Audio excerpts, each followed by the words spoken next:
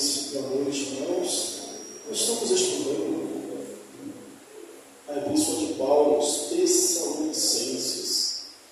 Nós afirmamos no início que as cartas de Paulo aos Tessalonicenses, a primeira e a segunda, elas são altamente escatológicas.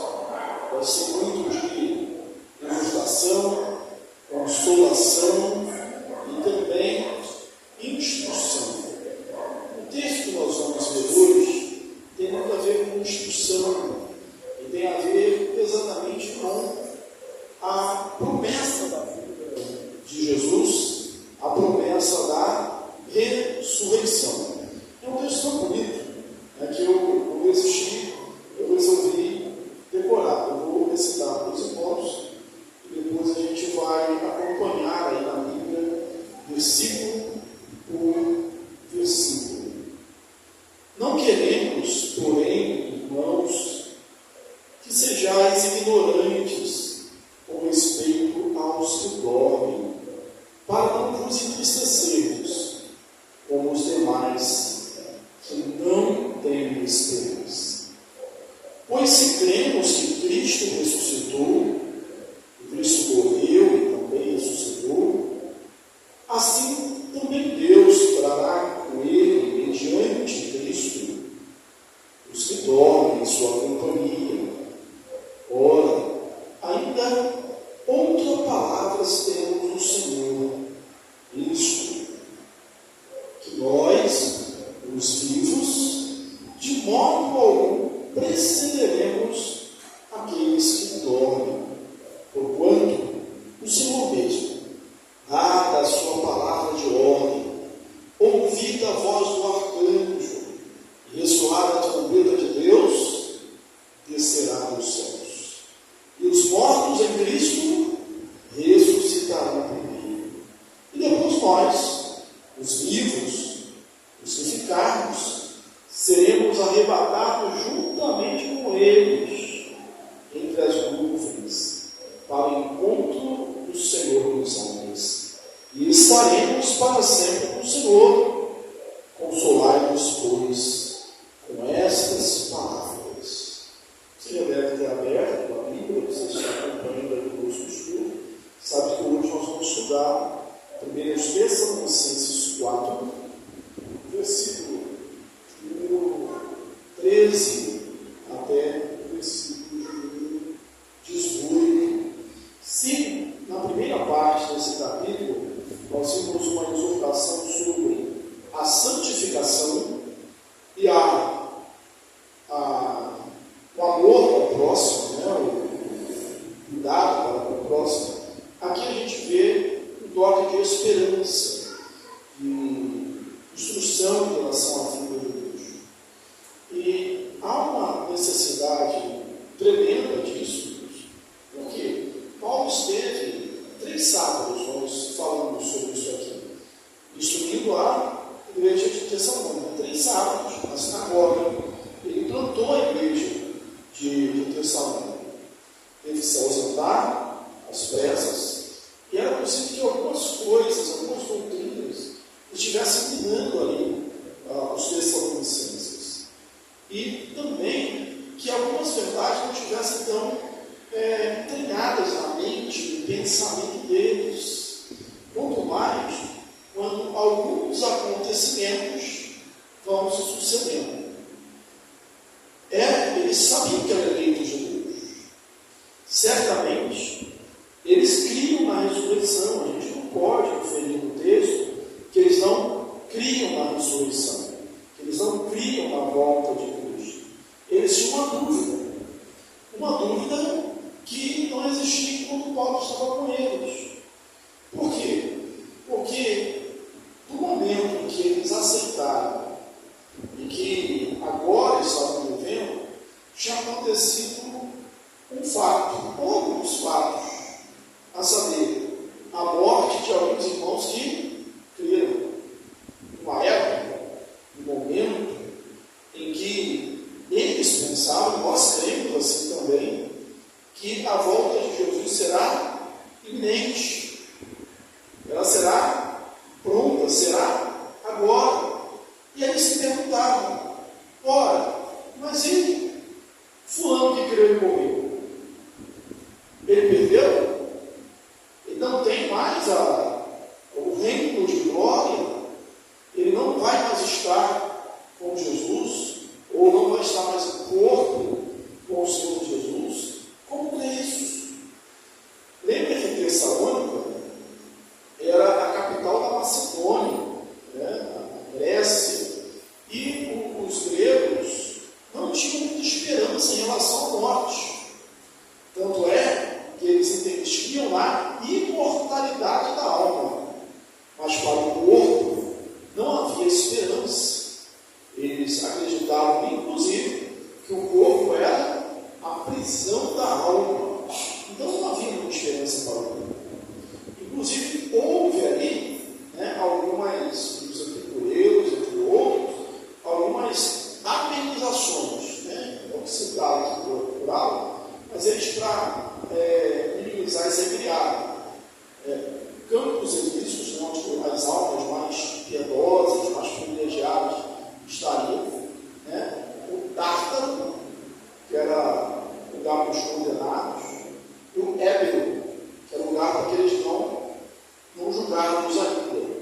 E a gente consegue até fazer uma ponte, né, de pensamento que alguns são hoje, inclusive, né, de um lugar onde as almas estão aguardando um aperfeiçoamento, né, para depois ir para o céu, o julgamento, né, o purgatório, por exemplo, né, e a esperança era nenhuma. Não havia esperança. Não havia esperança. Né?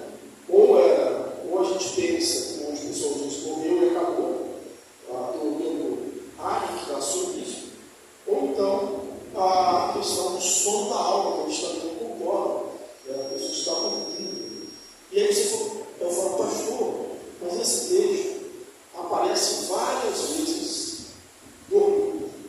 Aqueles que dormem, aqueles que dormiram no Senhor.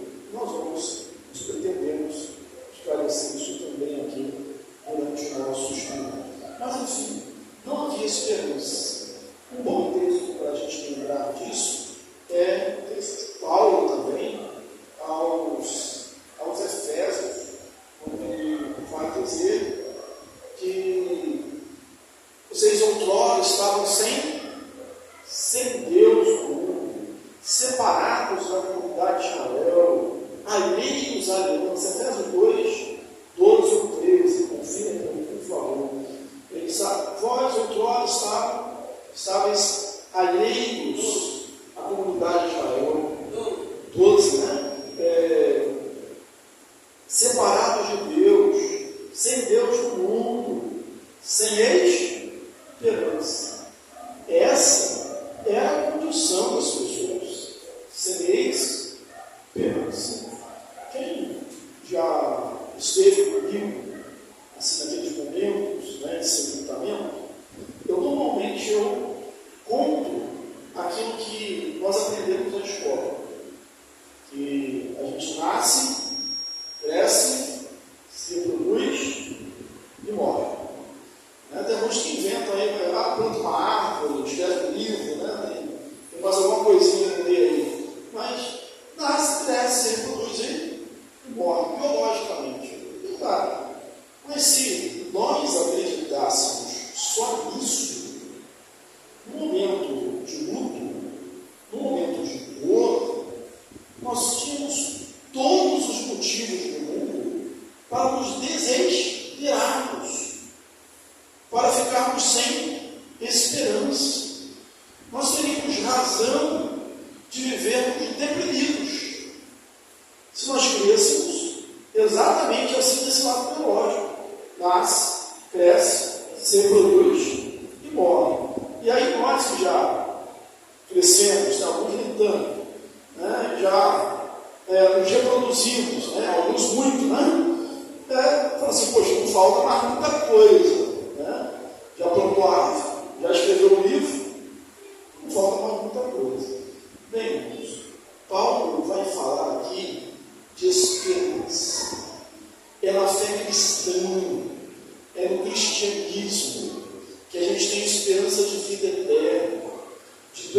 plenitude, de vida na presença do Senhor, mas não é só uma vida que se estende, é uma vida que se estende em qualidade. Eu vou ler aqui um trecho, eu separei, um comentário, um Marshall, ele diz assim: a ideia da existência interminável não é especialmente atraente ou consoladora. Não é melhor. A ideia da existência interminável não é especialmente atraente ou consoladora, se não é melhor do que a vida atual. Para o cristão, no entanto, a vida aqui e agora é a vida de comunhão com Jesus. E a esperança futura é de uma vida ainda mais estreitamente ligada a Ele. Logo, o fato de que Deus trará os mortos juntamente com Jesus, ou a fim de estarem com Jesus, é o aspecto central da experiência cristã. E a ressurreição dos mortos é o meio para este. Não é só uma vida que se prolonga eternamente. É uma vida em Cristo. Uma vida que a gente já vive aqui agora, mas estaremos mais estreitamente ligados a Ele. É por isso que Paulo, no lugar de a gente para conviver a Cristo, eu morrer é lucro. Já estou crucificado com Cristo. E essa vida que agora vivo, não eu, mas Cristo vive em mim. A ignorância, a falta de conhecimento, o não saber, é ruim em todas as áreas, em qualquer área. Quando a gente não sabe alguma coisa, é muito ruim. A gente fica dependente, a gente não consegue progredir. Não é bom ser ignorante. Quanto mais ser ignorante em relação à matéria espiritual, em relação à matéria eterna, aquilo que diz respeito a toda a eternidade. Não tem fim, que não é só o aqui e agora. E aí Paulo escreve esses irmãos de Tessalônica dizendo: não queremos, porém, irmãos, que em relação aos que dormem, sejais ignorantes. Respeito aos que dormem, sejais ignorantes. Como os demais, que não têm esperança. Aqueles que não têm esperança, como aqueles que não creem na ressurreição, que os gregos, de maneira geral, os romanos, no tempo do apóstolo Paulo, encaravam a morte de uma forma aterrorizante, ou então simplesmente no fim da existência. Mas de toda forma não havia esperança. Mas nós que temos esperança, nós que não somos ignorantes em relação àqueles que dormem, nós que já temos a revelação de Deus, que fomos alcançados por essa graça, temos que encarar o luto, por exemplo, de uma maneira diferente. Não é que nós não vamos chorar, é que nós não vamos nos desesperar ou ficar sem esperança. Eles choram porque acabou, porque não tem mais nada. Nós choramos simplesmente a separação, mas choramos de maneira equilibrada, uma medida certa. Por quê? Porque nós cremos que um dia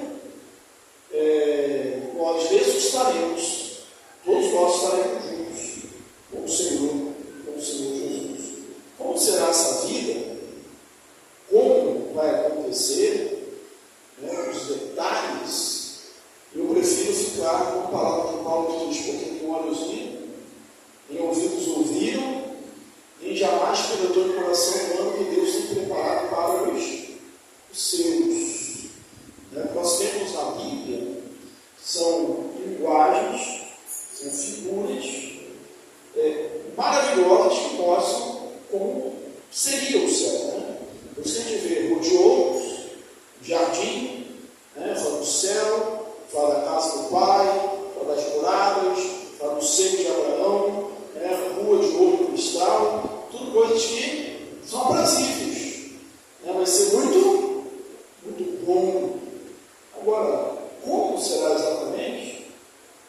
viram em ouvidos, ouviram. Ou como Paulo disse em outro lugar, ouvir coisas indizíveis. Não dá para repetir a palavra. Então, logo aqui no início, nós não somos como aqueles que não têm esperança. Nós temos uma viva esperança. O mundo, na concepção cristã, bíblica da vida, não caminha com caos. Interessante e triste é que há alguns crentes que vivem assim. Pensam que o Apocalipse é o caos, é a destruição. Também. Mas esse fim, esse telos, esse final, porque a nossa história é etnia, não é cíclica como os gregos, é uma história de um final de triunfo. É a vitória do cordeiro e da noiva. E a nossa vitória.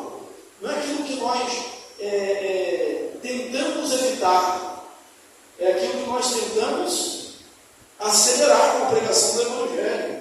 É aquilo que nós pedimos. Quando a gente fala Maranata, nós estamos dizendo, ora vem, Senhor Jesus, é uma expectativa. E com certeza, irmãos, quando você sabe que está caminhando, não para o caos, não para a derrota, mas para a vitória, a sua vida precisa ser uma vida mais feliz. A sua vida precisa ser uma vida mais plena.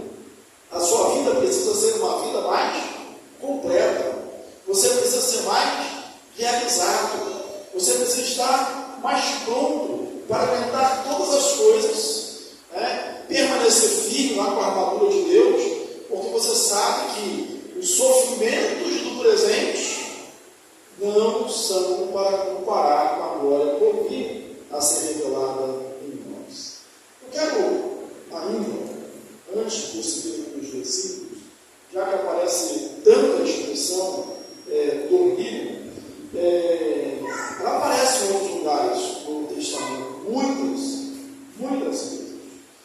Mateus, por exemplo, 27, o texto fala depois da ressurreição, no ato da ressurreição de Jesus, vai dizer assim: abriram-se os sepulcros, e muitos dos corpos dos santos que dormiam ressuscitaram. Olha a expressão que ele usa: dormiam. Quando, lá em João, capítulo 11, a gente tem ali a família de Betânia, Maria e Marta pedindo para que Jesus vá curar Lázaro, que estava enfermo, de demora. Jesus diz assim: Lázaro dormiu. E os discípulos não entendiam. E aí Jesus falou: Lázaro morreu. Nós vamos despedir. Um texto fantástico também é o texto de Atos 6, um artigo de Estevão. Estevão fala com uma sabedoria irresistível. Ninguém não podia resistir às palavras que ele falava. Paulo estava lá, é uma testemunha ocular, deixaram as suas vestes aos pés de um jovem chamado Saulo. E aí o texto diz que Estevão, recebendo as pedradas, diz: Pai, perdoa-os, não impulsa esse pecado. Ele diz assim: dito isso, adormeci. Na língua portuguesa, nós chamamos isso de eufemismo. É uma figura de linguagem para você falar uma realidade dura de uma maneira mais suave. Especialmente em relação à morte, a gente usa muito. É difícil dar notícia de morte. E quando fala assim, a pessoa morreu, você não chega assim com a pessoa, às vezes fala, mas a pessoa fala: seu pai morreu. Você fala assim: sua mãe morreu. Vai dar notícia. Você diz: olha, descansou. Passou 10 para melhor. Dormiu no Senhor. Tem uma que não é tão boa que só foi para a terra perto. Não é o feliz de mãe, viu outra situação. Lembro era seminarista, um colega nosso, né, o Wanderson, do câncer, e faleceu do câncer. Né? Naquele tempo, por causa de economizar tempo, né, eu trabalhava no centro, no seminário no meio, eu dormi no seminário. E aí o telefone tocou, né? Não tinha uma cidade celular que tem hoje, não. Era o celular do seminário. Era o pai do Wanderson Mois, que estava fechado comigo. E sabia que eu ia lá, por isso ligou, e ele disse, né, o nosso irmãozinho foi promovido a dimensões celestiais.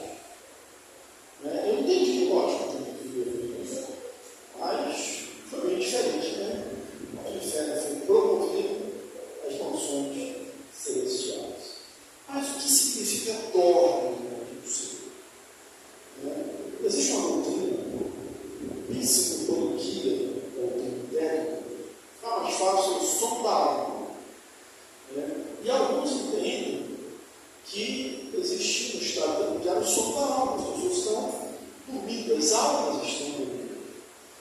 Essa figura de dormir não é para a alma, é para o corpo, é um simbolismo do corpo, né, que está deitado, né, está em posição de descanso, e o sono ainda traz uma figura de esperança, porque se dorme, vai acordar.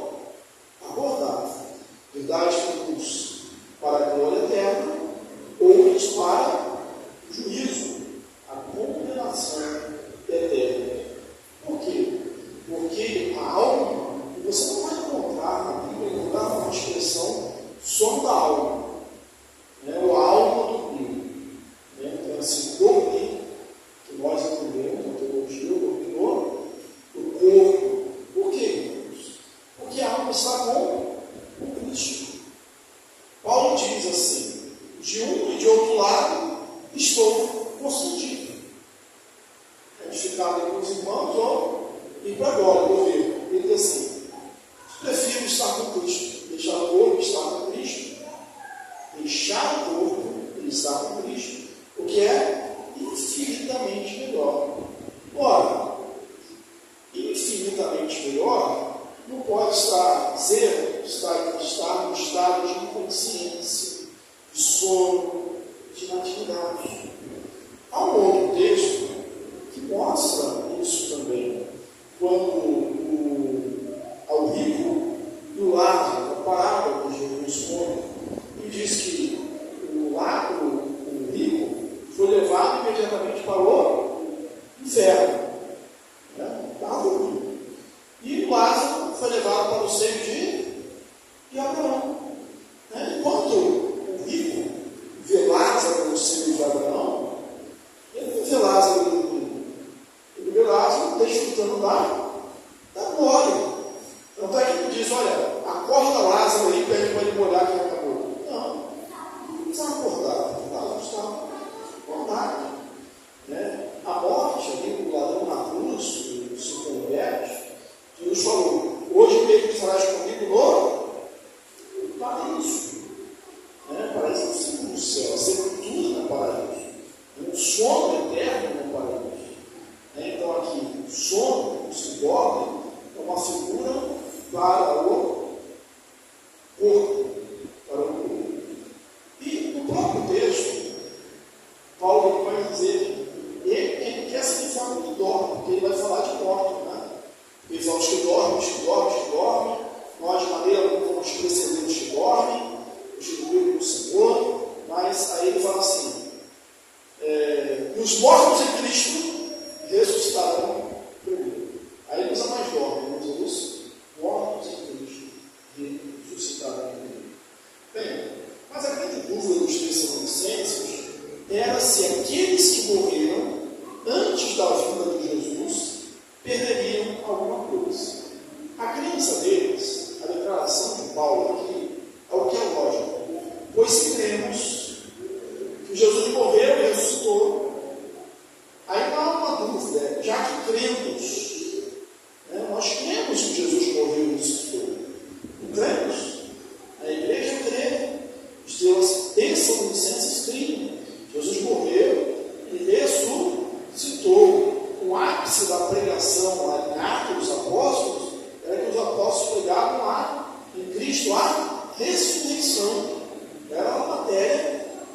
sempre sendo pregada. Jesus ressuscitou. Era ênfase, era tônico. Jesus ressuscitou. Então, se nós cremos que ele morreu e ressuscitou, ele também entrará em Cristo. E Jesus, diante de Jesus, em sua companhia, os que? Os que dormem. E aí Paulo, sabendo que está falando uma coisa difícil para os Tessalonicenses entender, mas que ao mesmo tempo é uma coisa crucial, essencial, eles precisam entender, ou precisavam entender, nós precisamos entender, aí diz assim, outra coisa ainda vos digo por palavra do Senhor, isso, olha só, não é a minha palavra, é a palavra do Senhor. Nós, os vivos, os que ficarmos, até a volta do Senhor, era nenhum desses que escreveram a Bíblia, né? Não ficaram. Talvez sejamos nós. Pode ser que não, né? Nós, os que ficarmos até a volta do Senhor, de maneira alguma precederemos os que dormem. Então, está dizendo, não vai ter nenhuma desvantagem para eles. Você fica tranquilo. Você não precisa mais ficar desesperado, angustiado, ou sem alegria por aquele seu irmão que morreu. Saiba de uma coisa, ele não perdeu nada. Inclusive, ele vai ter a previdência. Eles morreram, vão ressuscitar primeiro, vão ser primeiro. E aí é uma questão de igualdade, né? Porque subir, nós vamos subir juntos. Vamos subir juntos. Mas eles vão ressuscitar, né? E nós vamos subir juntos. Portanto, o Senhor mesmo, dada a sua palavra de ordem, convida a voz do arcanjo e ressoada a trombeta de Deus, descerá nos céus. Onde está Jesus? No céu. Onde estão os crentes? No céu. Se morreram. De onde eles vão vir? Do céu. Os mortos do Senhor, eles vão dar a sua palavra de ordem, ouvindo a voz do arcanjo, ressoar a trombeta de Deus, descerá nos céus. E os mortos em Cristo ressuscitarão. Depois nós, os vivos, os que ficarmos, seremos arrebatados juntamente com ele entre as nuvens, para o encontro do Senhor nos ares. Estaremos para sempre com o Senhor. Alguém pode perguntar, mas por quê? Por que Paulo aqui, ele não fala dos irmãos? Ele não fala da ressurreição dos irmãos. Aí alguns, baseados nisso, criam uma doutrina de duas ressurreições. Ele não só falou da ressurreição dos ímpios, porque não é o foco da mensagem dele. O que ele está querendo ensinar? Ele não está querendo ensinar um terror para aqueles que não creem em Jesus. Aqui, especificamente aqui, aos Tessalonicenses, ele está querendo ensinar a esperança daqueles que creem em Jesus. Por isso ele fala da ressurreição dos crentes, né? E seremos arrebatados juntamente com eles. A gente não sabe quanto tempo, né? Parece que o texto vai ser imediatamente, né? Vai haver ressurreição, seremos transformados em corpos incorruptíveis e estaremos para sempre com o Senhor. Veja que não há espaço aqui para um milênio, não há espaço para um intermediário, não há espaço para novos julgamentos. Não, estaremos para sempre com o Senhor. Não falta mais nada. E ele termina de uma maneira magistral, porque é a aplicação, é o foco da mensagem dele. E também é o que nós precisamos. Essa expressão consolar uns aos outros pode ser estava presente em algumas literaturas gregas, em algumas cartas. mas sempre consolo de verdade. Quando as pessoas escreviam, dando sentimentos, manifestando pesar, normalmente acabava com uma expressão assim, mas é inevitável, não tem jeito mesmo. Então, consolem-se uns aos outros. Mas o nosso consolo aqui é um consolo que não acabou, é que vai dar certo, é que ainda há esperança. O ditado popular diz: para tudo na vida tem um jeito, menos para a morte.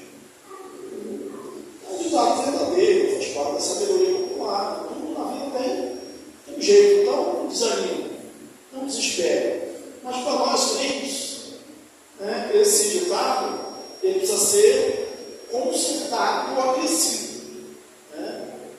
Para tudo na vida tem jeito, inclusive para a morte. Inclusive para a morte. Qual jeito? A ressurreição em Cristo Jesus. Então, consolai-vos, pois, uns aos outros com essas palavras.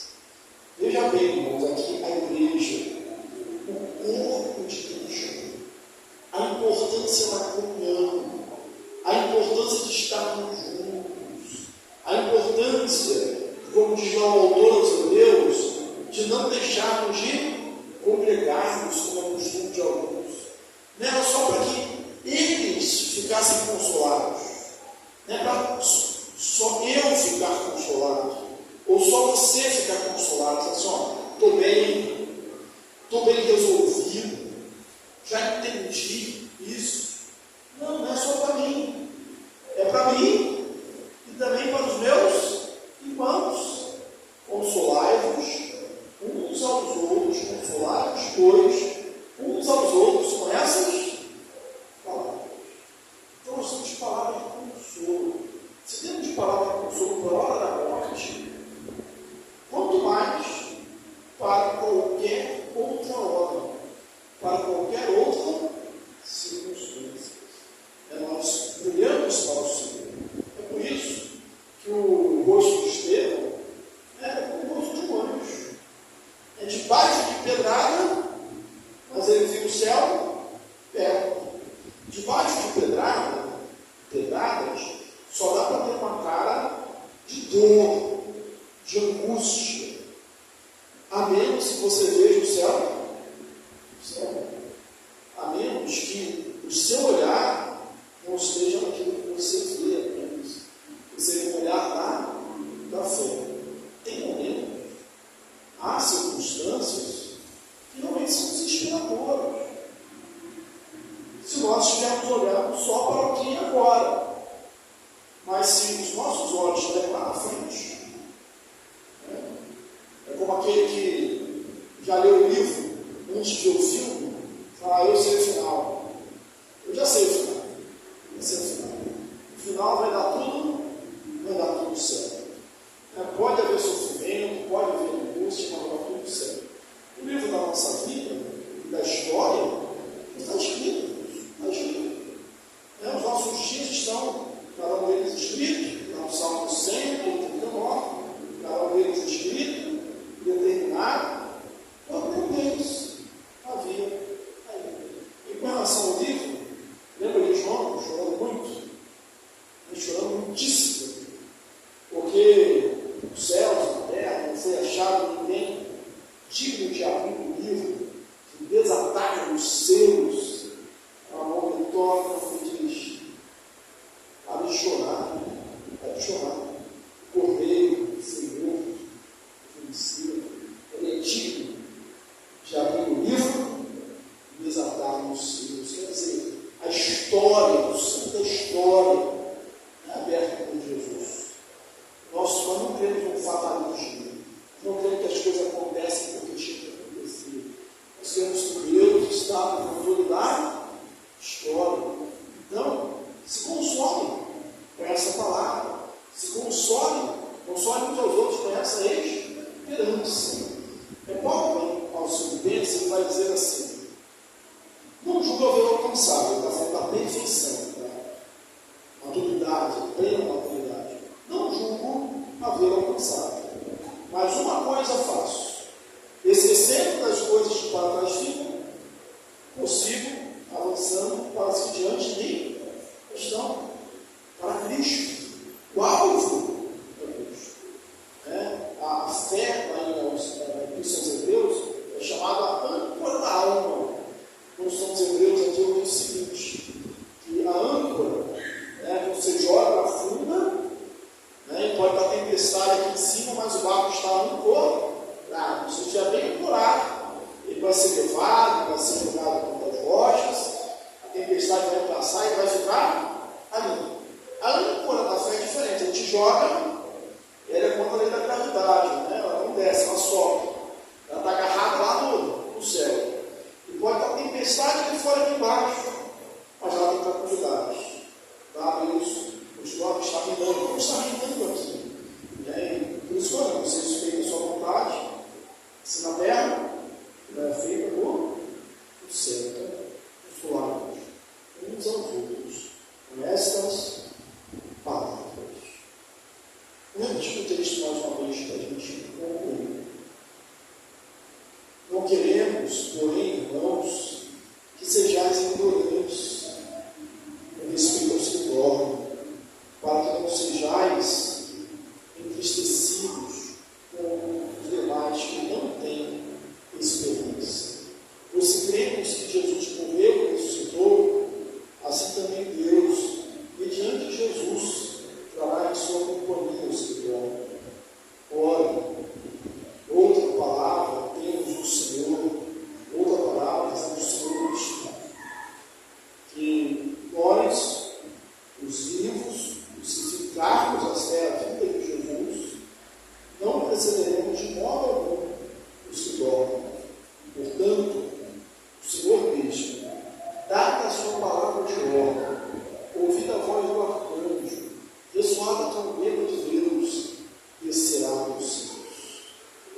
E os mortos em Cristo ressuscitarão. E depois de nós, os vivos, os que ficarmos, seremos arrebatados juntamente com eles, entre as nuvens, para o encontro do Senhor nos ares. E estaremos para sempre com o Senhor. Consolai-vos, pois, com essas palavras. Que Deus nos abençoe, em nome de Jesus. O capítulo 5, primeira parte, continua falando dessa experiência da ressurreição, da parousia, a vinda de Jesus, junto com a ressurreição. Diz assim, que nós não seremos pegos de surpresa. Nós, escolhidos, desejamos, nós não seremos pegos de surpresa. Nós aguardamos